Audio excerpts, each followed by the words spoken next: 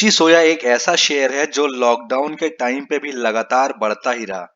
पिछले 5 महीने में इसका शेयर का प्राइस 16 रुपए से बढ़ के आज 1507 का हो चुका है। गलती से जो लोग इस शेयर को बहुत ही सस्ते दाम पे ले लिए, आज वो बहुत ज्यादा प्रॉफिट में होंगे। और ये सब देख के कुछ नए लोग इसमें फ्रेश बाइंग भी करना चाह रहे होंगे। मैं आप सबसे यही बोलना चाहता हूं कि यहाँ से आगे का रास्ता बहुत रिस्की है, इसलिए बेटर यही है कि फ्रेश बाइंग तो अवॉइड करें और जो ऑलरेडी इसमें पोजीशन बना के रखे हैं वो अलर्ट हो जाएं, क्योंकि कभी भी अगर ये नीचे जाना स्टार्ट किया तो बहुत तेजी से नीचे जाएगा और आपको बेचने का मौका नहीं मिलेगा। मैंने इस वीडियो में रीजन बताया है कि ऐसा क्यों होगा। जानने के लिए देखें कंप्लीट वीडियो। पतंजलि ने रुचि सोया को खरीदा था ₹4500 में और पतंजलि के पास इस कंपनी के 98.87% शेयर्स हैं करेंटली।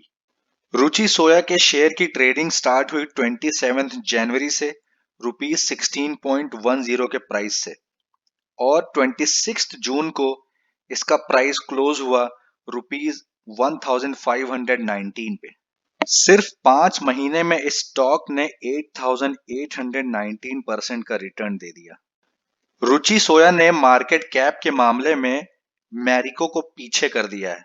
रुचि सोया का करंट मार्केट कैप हो चुका है 44,592 करोड़ का, जबकि मैरिको का मार्केट कैप है 44,495 करोड़ का। रुचि सोया के बढ़ने का मेन रीजन है इसका फ्लोट। इसका फ्लोट करेंटली बहुत ही ज्यादा कम है, 0.97%।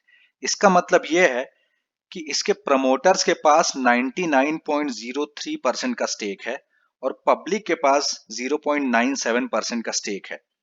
तो टोटल शेयर्स में से 0.97% शेयर्स ही मार्केट में ट्रेड किए जा रहे हैं। जब इतने कम शेयर मार्केट में ट्रेड किए जा रहे हैं तो अगर थोड़ी सी भी बाइंग आ रही है तो अपर सर्किट लग जा रहा है, शेयर का प्राइस बढ़ जा रहा है। देखिए, शॉर्ट टर्म में शेयर का प्राइस ऊपर या नीचे होता है खरीदने या बेचने की वजह से। तो अगर खरीदारी ज्यादा है तो शेयर का प्राइस ऊपर हो जाता है और बेचने वाले लोग ज्यादा हैं तो शेयर का प्राइस नीचे हो जाता है। लेकिन लॉन्ग टर्म में शेयर का प्राइस हमेशा कंपनी की वैल्यू को फॉलो करता है। तो शॉर्ट टर्म में क्या हो जाता है, गैम्बलिंग हो जाती है, लेकिन लॉन्ग टर्म में हो जाता है इन्वेस्टमेंट। अब रुचि सोया का केस मैं ऐसे ही जनरल एग्जांपल के साथ आपको समझाता हूं कि मान लीजिए इस कंपनी के करोड़ों शेयर्स हैं, करोड़ों शेयर्स, लेकिन आम जनता के पास मान लीजिए लाख ही शेयर हैं। तो सिर्फ लाख शेयर की ही ट्रेडिंग चल रही डेली बेसिस पे। अब लाख शेयर में अगर 10 या 15 या 50 लोग भी खरीद रहे हैं तो जब वो खरीदेंगे लाख शेयर्स तो अपने आप डिमांड ज्यादा आ जाएगी, प्राइस बढ़ जाएगा। और यही रीजन है कि इसका शेयर का प्राइस लगातार बढ़ता जा रहा है।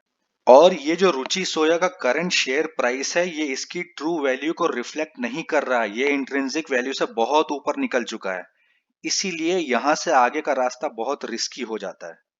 रुचि सोया का शेयर का प्राइस तभी नीचे आ सकता है जब पतंजलि ग्रुप वाले शेयर बेचेंगे। आपको क्या लगता है वो शेयर नहीं बेचेंगे? उन्हें बेचना पड़ेगा, उनकी मजबूरी है और वो कभी भी बेच सकते हैं। पतंजलि वालों को शेयर मजबूरी में इसलिए बेचना पड़ेगा क्योंकि करंट रूल के अकॉर्डिंग 18 महीने के अंदर पब्लिक की शेयर होल्डिंग 10% होनी चाहिए और 3 साल के पीरियड के अंदर पब्लिक की होल्डिंग 25% हो जानी चाहिए।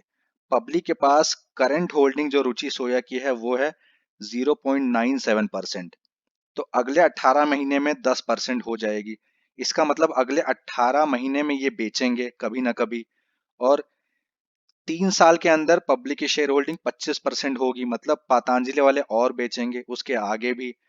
तो इतना तो कंफर्म है कि पतंजलि वाले बेचेंगे ही।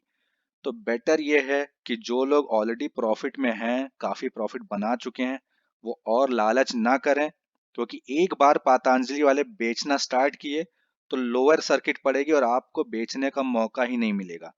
और जो लोग इसमें फ्रेश बाइंग करने की सोच रहे हैं वो तो दूर ही रहो, आपका पैसा पूरा का पूरा वाइप आउट हो जाएगा। और जो लोग इसे लॉन्ग टर्म के लिए खरीदने की सोच रहे हैं मैं उनसे यही क्वेश्चन करूंगा कि अभी तक रुचि सोया के बारे में कोई भी बैकग्राउंड नहीं दिया गया है कि फ्यूचर में इससे रिलेटेड क्या प्लानिंग है, क्या स्ट्रैटेजी है, कैसे प्रॉफिटेबल किया जाएगा। ऐसा कोई भी स्ट्रैटेजी अभी तक आया नहीं है। जब तक आपको पूरा कॉन्सेप्ट ना पता लग जाए कि क्या होने वाला है रुचि सोया का, लॉन्ग टर्म के लिए एंट्री अवॉइड करिए। अब आप अगर सोचेंगे कि अरे पतंजलि तो बहुत अच्छी कंपनी है तो कुछ ना कुछ अच्छा ही कर लेगी, तो मैं ये बता दूं कि देखिए, ये डेटा है रेवेन्यू का। आप 2015, 16, 17 तक देखिए, लगातार ये ग्रो कर रहे थे, इनका रेवेन्यू ग्रो कर रहा था। लेकिन 17 से 18 में इनका रेवेन्यू डिक्लाइन हुआ है 9.2%, जो कि बहुत ज्यादा है। और उसके बाद 18 से 19 के बीच में कुछ खास नहीं, फ्लैट ही पड़ा रहा, 2% की ग्रोथ थी। लेकिन 2017 के कंपैरिजन में आप देखेंगे 18 और 19 का रेवेन्यू बहुत कम है। एक और इम्पोर्टेंट पॉइंट ये है कि पतंजलि ने जो खरीदा है रुचि सोया को, वो बैंक से कर्जा लेके खरीदा है। इन्होंने 3200 करोड़ का कर्जा लिया और तब रुचि सोया को खरीदा। आप खुद ही सोचिए, अगर पतंजलि के पास खूब सारा कैश होता तो क्या उन्हें कर्जा लेने की जरूरत पड़ती। इससे आपको क्या पकड़ में आ रहा है कि पतंजलि की करंट फाइनेंशियल पोजीशन बहुत ज्यादा स्ट्रांग नहीं है और वो लोन लेके शेयर खरीद रही है, मतलब कंपनी खरीद रही है। ये तो सिंपल वही हुआ कि आप किसी से उधार मांग के या बैंक से लोन लेके शेयर मार्केट में ट्रेडिंग कर रहे हो। बैंक से लोन लेके एक्विजिशन करना मिसमैनेजमेंट का एक बहुत ही बड़ा साइन होता है। तो ये था मेरा एनालिसिस रुचि सोया पे। मैं आपको यही कहना चाहता हूँ कि पैसे बनाने के खूब सारे अच्छे अच्छे तरीके हैं। कोई जरूरी नहीं कि आप रुचि सोया का शेयर लेंगे तभी अमीर बन पाएंगे। आप अच्छी अच्छी कंपनीज का शेयर्स लीजिए, बहुत सारी अच्छी अच्छी कंपनीज पड़ी हुई हैं। और इसी के साथ मैं ये वीडियो समाप्त करता हूँ। Thank you for watching this video. Bye bye.